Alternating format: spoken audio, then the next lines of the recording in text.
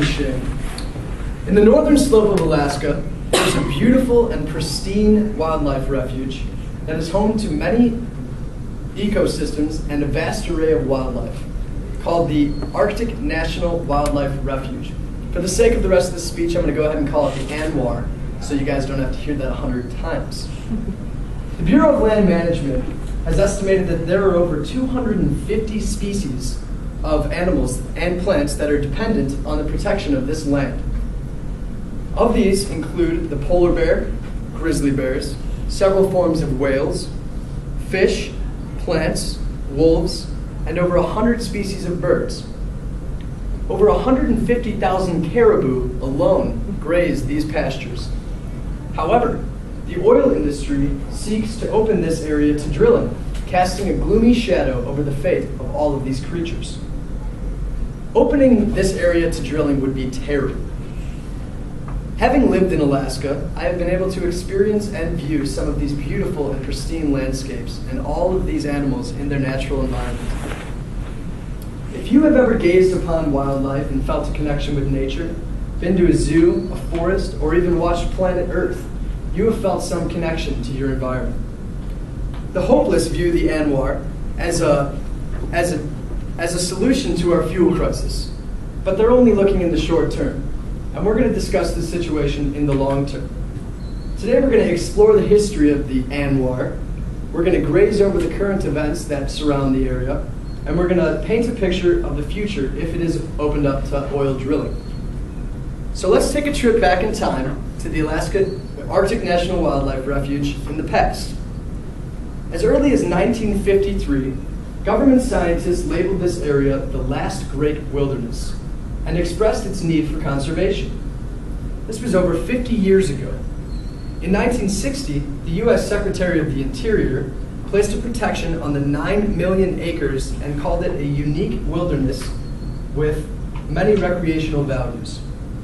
In 1989, however, after the oil industry took control of the area, Exxon Valdez created one of the largest catastrophes in the history of our nation, spilling 11 million gallons of oil in Prudhoe Bay, just north of this area. This was one of the biggest disasters ever to happen in our waters. Over 1,200 miles of these waters were infected with oil, which was home to many whales, fish, and birds. In 1996, Congress tried to pass a bill to open this to free-range oil drilling, which was immediately vetoed by Mr. Bill Clinton. My man. Lobbyists still won power and were able to drill in the area.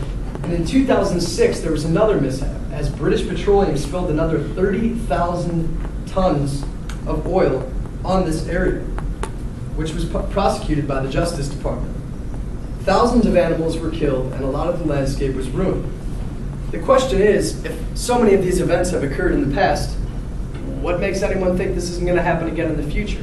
A lot of this pipeline is prone to bursting and deteriorating, and there's over 3,000 miles of pipeline already in the area. Having talked about the history, we'll switch over to the current events taking place in the area.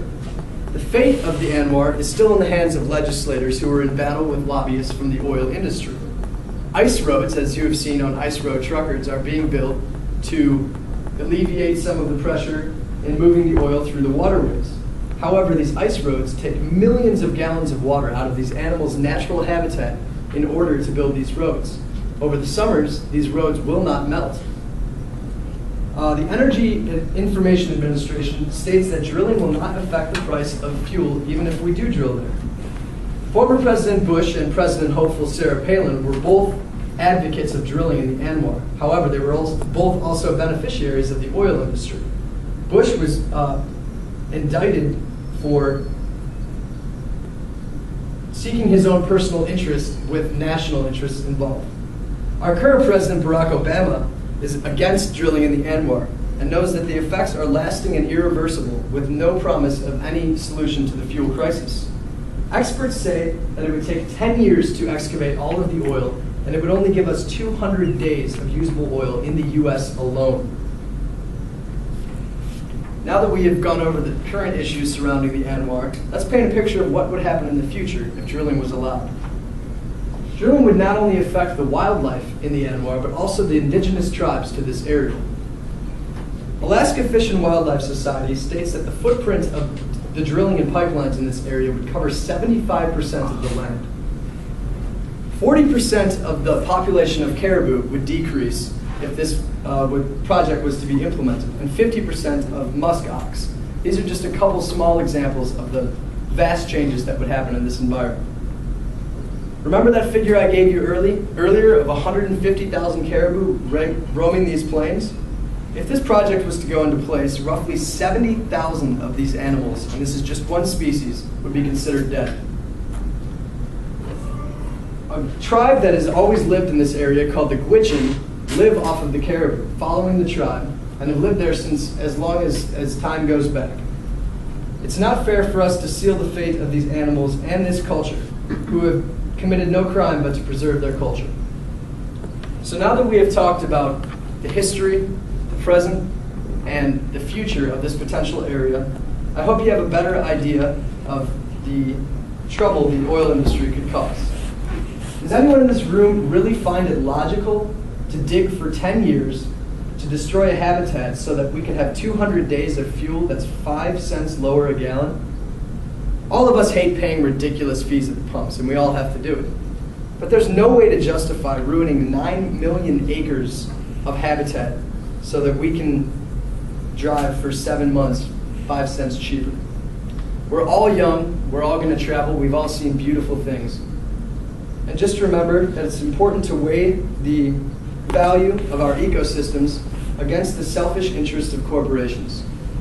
Contact your congressman, if you want to, and write him and tell him that the initiative to drill in the Alaska Arctic National Wildlife Refuge should be botched.